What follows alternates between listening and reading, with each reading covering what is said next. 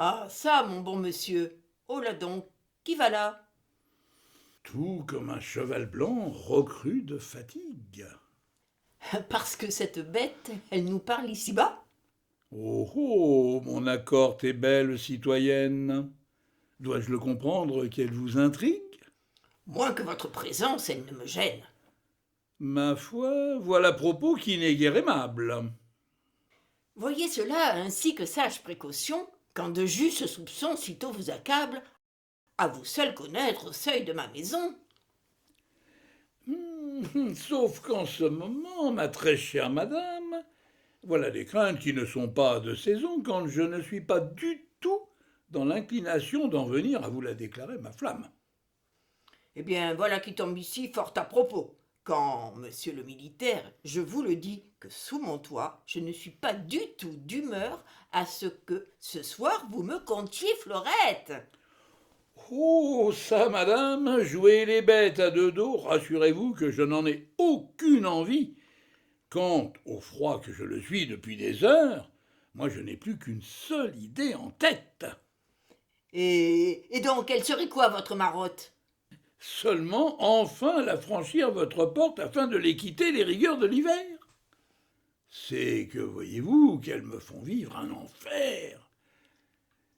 Quand je les ai aux lèvres, ces gerçures. Quand je les ai aux deux pieds, ces engelures. Ainsi donc, car je ne suis pas née idiote, et car j'en ai aussi un peu de jugeote, le voilà bien sûr ce billet de logement auquel vous allez incessamment prétendre. Oui, c'est vrai, madame, que c'est dans un instant que je vais me résigner à vous le tendre. Cependant, Cependant, si j'en viens ici à vous donner l'impression que j'ai les délicatesses d'un vil soudard, de grâce je vous prie de le considérer que c'est uniquement à mon corps défendant. C'est qu'en vérité ce sont 20 chevillettes qui jamais ne cherreraient leur bobinette, quand 20 fois j'en quémanderais la permission à tous ces patibulaires méchants regards qui tous ne voulaient que désormais écourter ce qui n'était qu'une sotte perte de temps. parce qu'en d'autres endroits, monsieur l'officier, vous ne l'auriez vraiment tenté, votre chance?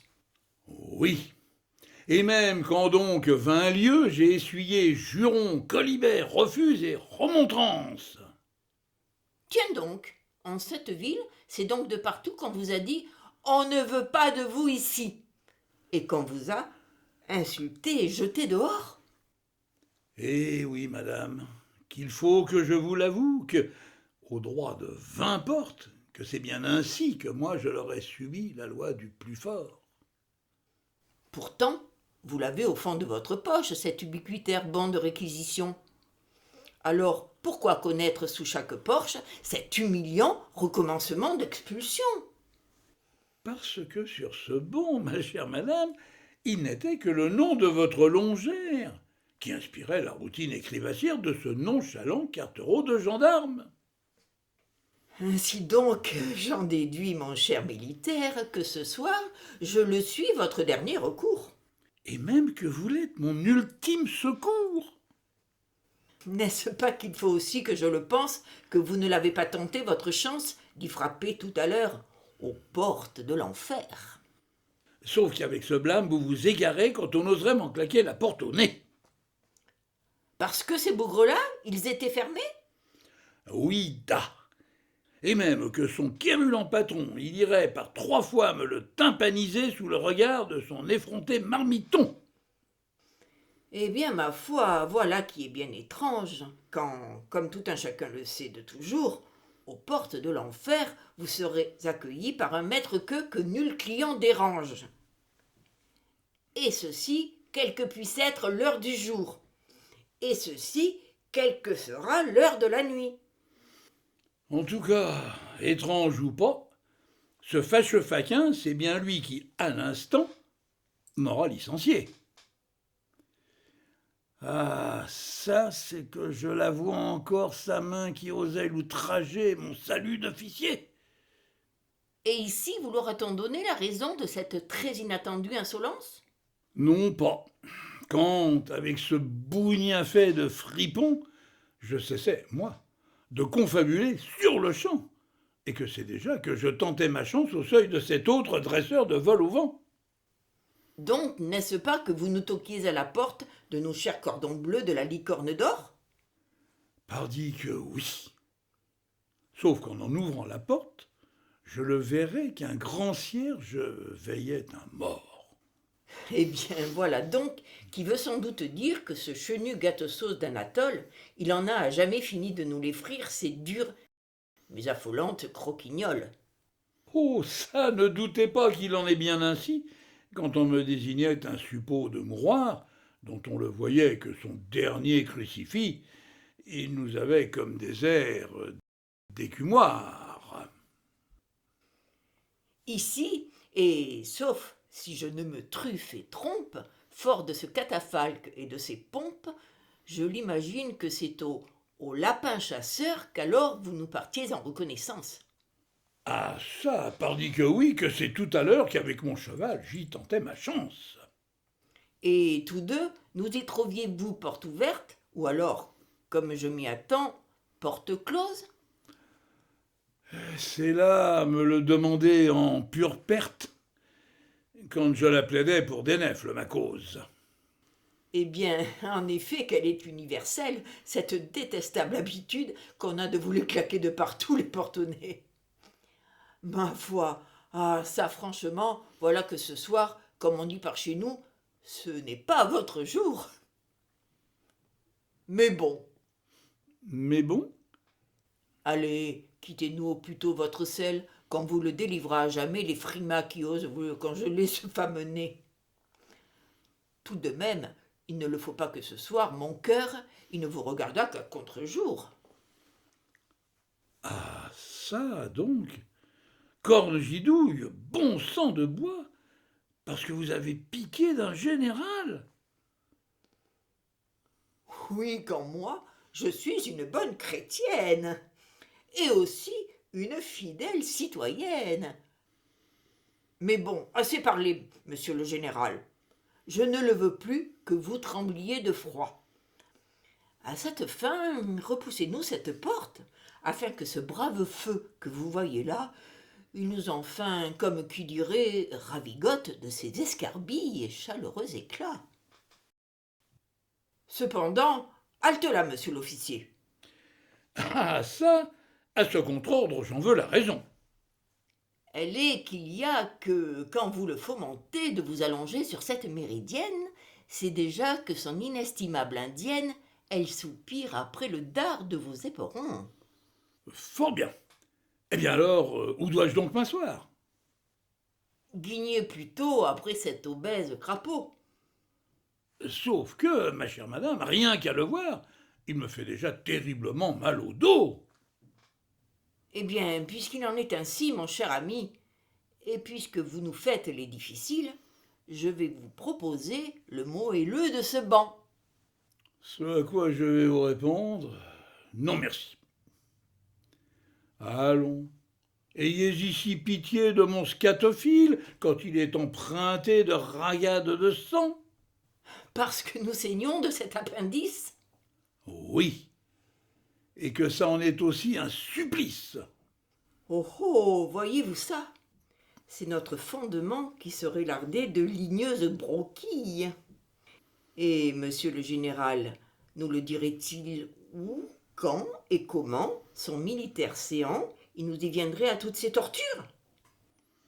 Où et quand, ma très chère citoyenne, quand gelés que nous l'étions dans ma voiture, moi et ma terrifiée molosse de chienne, après 100 périls, enfin nous la franchissions cette effroyable et funeste Bérésina, qui charriait nos noyés comme autant d'illusions d'une nation lassée de gloire et de combat.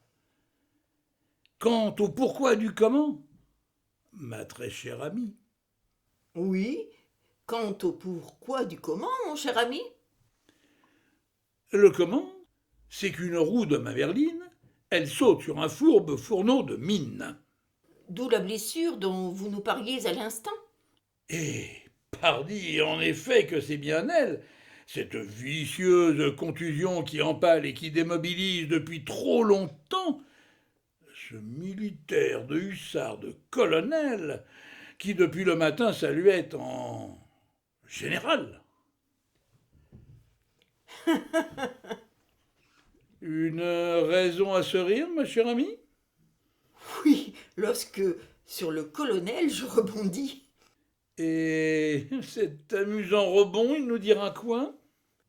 Que dans les éclats de cette cale-bombe, vous avez certains de ces airs qui autrefois lui faisaient tout comme un regard d'outre-tombe. Eh bien, ma foi, qu'il est triste, ce colonel, quand il s'en veut nous le tutoyer, l'éternel. Cependant, pourquoi vous obstinez, je vous prie, dans cette si méticuleuse inspection que vous êtes à me faire de ma personne? Parce qu'il est désormais fort troublé, mon esprit, quand il me semble que sous ce fade lampion, ma mémoire elle boite et se désarçonne. Sauf qu'ici, à moi, Mironton Mirontaine, on ne me raconte que de sottes fraudaines. Tenez, c'est qu'à moi, elle me trouble tout à coup cette estafilade qui vous creuse la joue. Là, depuis la combe de votre pommette jusqu'à l'apogée de votre noble tête. Et oui, c'est infiniment qu'elle me rappelle le visage de ce pétulant colonel qui, sevré de bataille, s'allongeait un jour sur cette clinquante ottomane de velours. Sauf qu'ici, à moi, Mironton Mirontaine, on ne me raconte que de sottes fraudaines. Tiens, c'est même que moi je l'entends encore, son amusante et rieuse sérénade, qui nous babillait de poirguets en quinconce, d'emphatiques et grandiloquentes mûres, de coquines et polissonnes cerises, d'effrontés et irrespectueux bigarreaux, d'impertinentes et doucereuses guignes, et pour finir, de vaniteuses griottes. Sauf qu'ici, à moi, Mironton Mirontaine, on ne me raconte que de sottes fraudaines. Ma bienheureuse et bienveillante chère amie, un motif à cet autre rire, je vous prie? Parce qu'en s'esclaffant, on m'ajoute et me sort à l'égal d'une très sommaire pochade qu'on se connaît un ardent buisson de ronces qui est cette ébouriffée horticulture où aucune main ne jamais s'autorise à entâter le riche et urticant boisseau. Sauf à ce qu'elle soit aussitôt digne des douces épines qui vous la marcotent. Parce qu'on parlerait de quoi, là, je vous prie? Tout comme d'une pomme, mon très cher ami. Eh bien, chère madame, foi de général, quand je vous entends parler de cette pomme, moi je le sais à qui je m'en vais la peler. Ce qui veut donc dire, mon très cher général, que ce fruit, vous allez, n'est-ce pas, nous le peler à qui est ce vil ennemi ou tout comme dites-moi. Je vous écoute, ma chère amie. C'est aussi qu'un jeune colonel en son temps, il me l'aura faite cette confidence qu'il faut peler la pêche à son meilleur ami. Avec par exemple ce canif de vermeil. Eh bien, voilà sans doute qu'en son jeune temps, ce colonel, il n'était que bienveillance afin de le si bien honorer cet ami, avec par exemple ce canif de vermeil.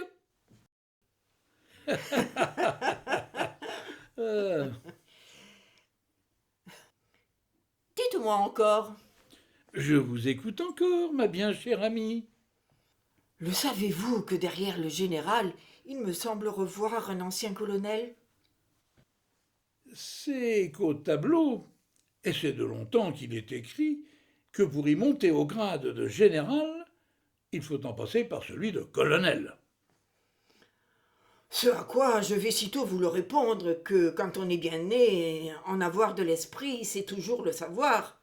Ne pas en avoir. Trop. Oh, oh, oh, là, bigre! C'est qu'il vient de me confondre, ce tourbillonnant boulet dont déjà je fuis la folle idée d'y répondre par un bon mot.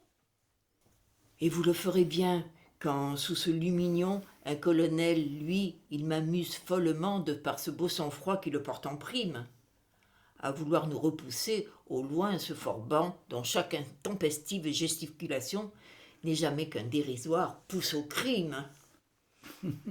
Sauf qu'ici, à moi, c'est comme Brody-Broda qu'on m'enchante des patatis et patatas.